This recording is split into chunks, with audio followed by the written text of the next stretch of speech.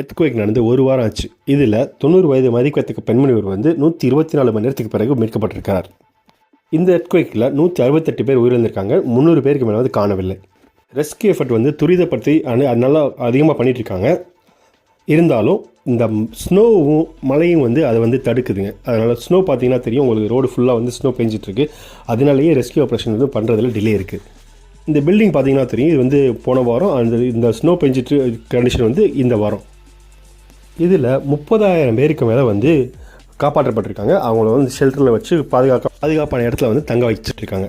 இதுக்கு வந்து 4.74 billion Japanese என் வந்து ஃபண்ட் ஒதுக்கியிருக்காங்க இதை ரீஸ்ட்ரக்சர் பண்ணுறதுக்காக. இதில் இந்த ரெஸ்கியூ ஆப்ரேஷன் அப்போ வந்து என்னென்ன பண்ணியிருக்காங்க, எப்படி பண்ணாங்கன்றதை அடுத்த வீடியோ